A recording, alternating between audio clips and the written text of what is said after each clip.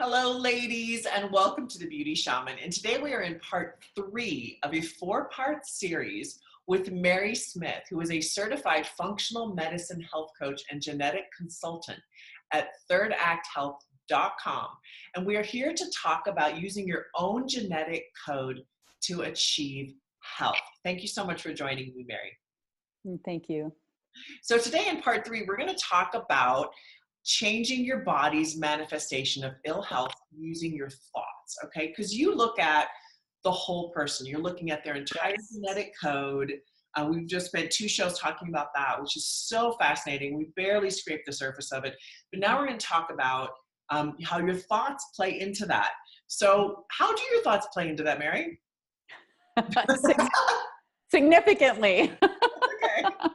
I'd like to tell just a short little story about how really this whole thing started for me. And when after I graduated from nursing school, I got a job at a hospital in Charleston, South Carolina. And the only opening was on the oncology unit.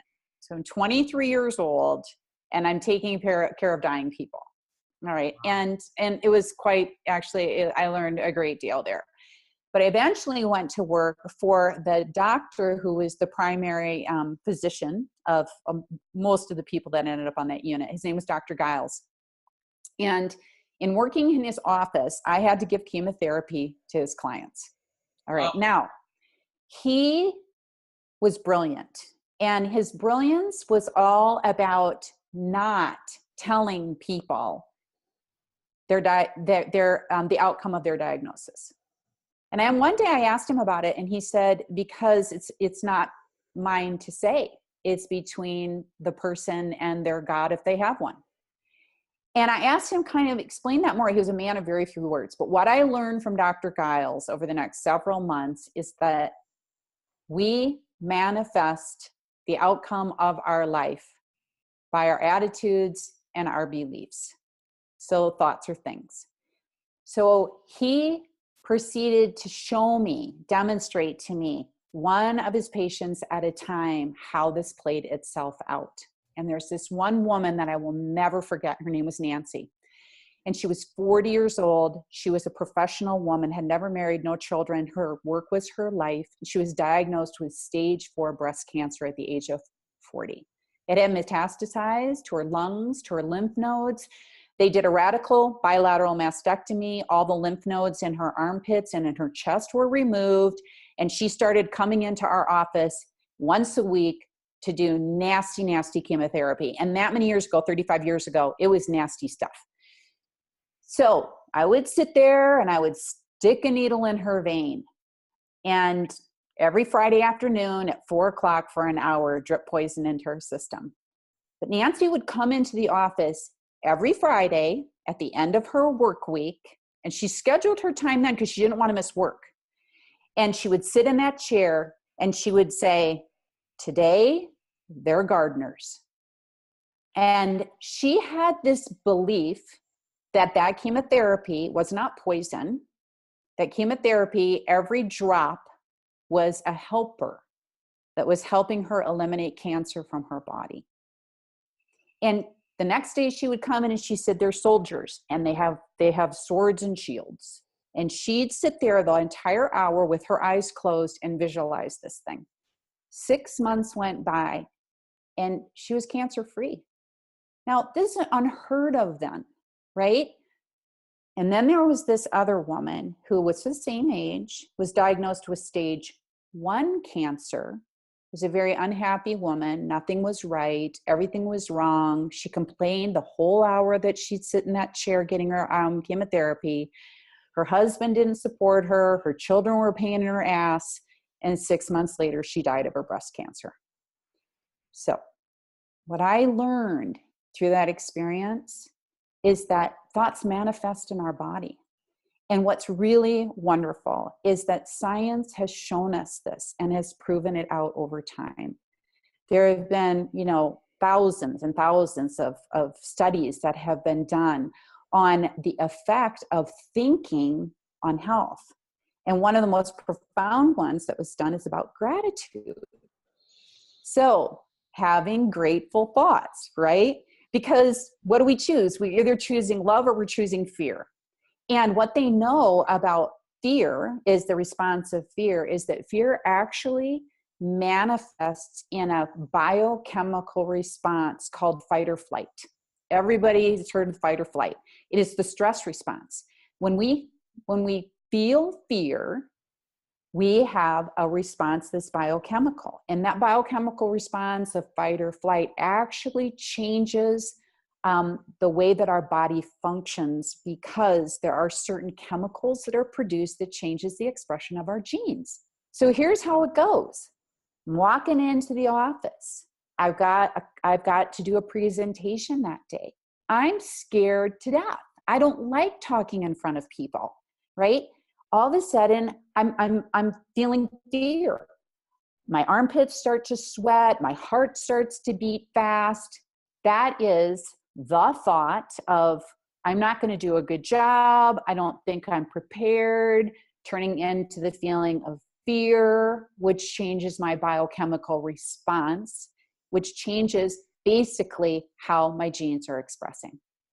So this is where we can think our way into health, or we can think our way into illness.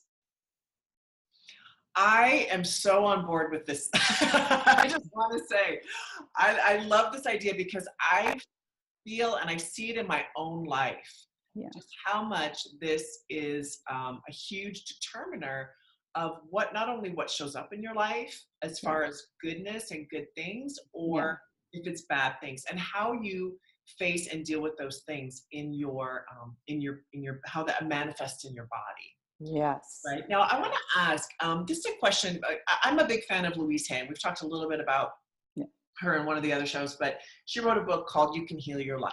So her belief system was that 100% of your illness stems from your thinking.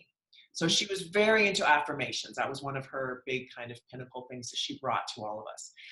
Now, what is your view on this? Do you feel like it's 100% is your thoughts, because you do genetic testing, so you're looking at the whole person, so you've got a kind of a bird's eye view here. So what is your view? How much of it is your thoughts? How much of it is your genetics? Yeah, well, you bring up a really, really good point, right? And what ends up happening more often than not with the clients that I work with is I'm telling them that their genetic predisposition isn't what caused their illness, or isn't what causes their symptoms. Oh, interesting. More often than not. Wow. Now that's really fascinating. And I had a client just, it was a man in his late 30s. He was adopted, and he had his first anxiety attack when he was 3 years old, and he went off to preschool. His anxiety condition got so bad that by the time he was 32 years old, he couldn't drive a car anymore, because one day he got behind the wheel. He would always get anxious whenever he'd leave the house.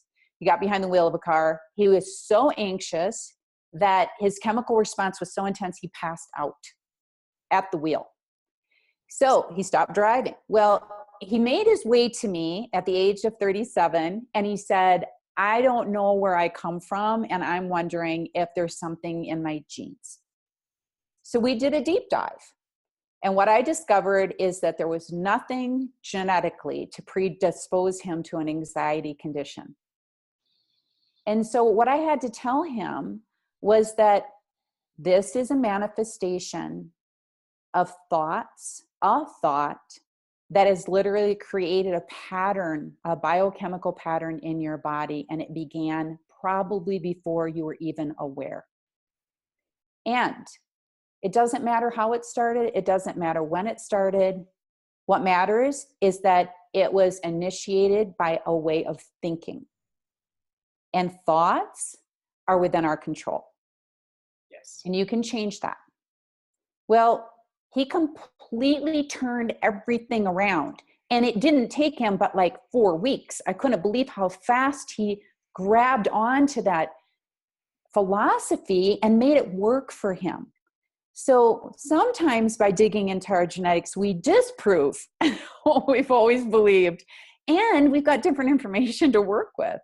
But what I have found is that what is more profound than our genetics is literally what we create in our lives through our thoughts, our beliefs, and our choices. because it does manifest in what happens to us physically. I totally believe this. And interestingly, just from my own life, I grew up believing that, and I've done quite a bit of work on this subject, but I grew up believing that I couldn't be who I was.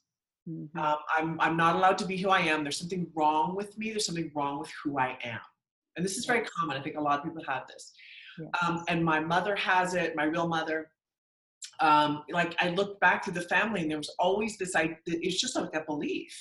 So I grew up, here I was a very successful model. I was very successful in my makeup career. And I always felt like I can't be who I am. I can't, and it didn't help that I looked how I looked. It didn't help. None of this helped. Like I always just walked around with this. And it brought up all this fear when I would have to do things. I was very fearful because I couldn't be who I was supposed to be. I mean, that's a terrible way to live your life. Yeah. And so I started really going after that in a positive sense and writing down affirmations. I also did some research into my lineage, which we're going to talk about in the next show, but I think this is an important point to bring in here, that my family back in like the 11th century was Jewish, and they converted to, I don't know, I guess it was Lutheran because we were German. So Lutheranism, because of the persecution towards Jews. Yeah. And so that idea that we're not allowed to be what we really are carried over into like how many generations later? It's amazing. Yes. It's incredible how these, but what's powerful is we can stop them now. Like, I don't believe that anymore. So. Right. And it's multi-generational. And what's really fascinating is that they now have done studies, we'll talk about this in the next session, but they've done studies where they actually are able to scientifically prove that genes will express a certain way, even if they're not programmed to express that way, they will express a certain way according to what is passed down generationally and mostly through the mother's line, through the mother's lineage.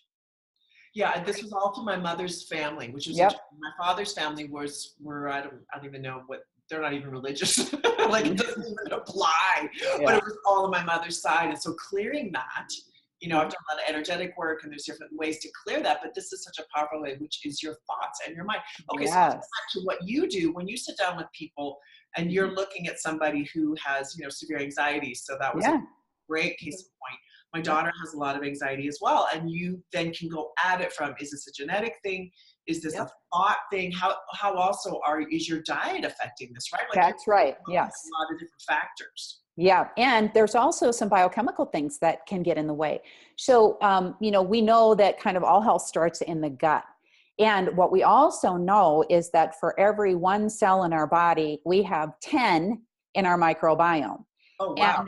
And by the way, the genetic material in our body, we are outnumbered 100-1 by the microbiome. So what's going on with the microbiome has a profound influence on everything that happens in our body. And it's a principle that I really drive home a lot with my clientele, because we start with the gut a lot. We really do with people. What I have found is that when we have an imbalance in our microbiome and we've got too many of some kind of bacteria and not enough of the good guys, okay, then what happens is it affects our neurotransmitter balance. People can get anxious.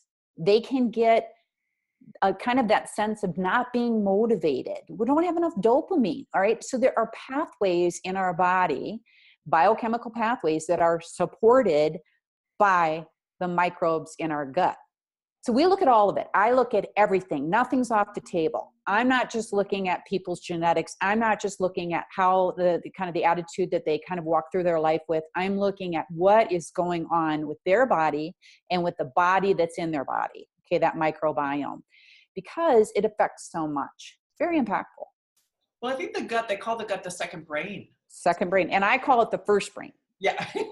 I do, because for every one signal that we've got coming from our brain into the rest of our body, we have 10 signals coming from our gut going to our brain.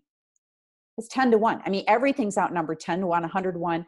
So, our gut has a great deal to do with our overall health. And sometimes we can influence what goes on with our gut. And I've done studies here by having grateful thoughts, we can actually support the growth of the good guys so that they're the major population in our gut.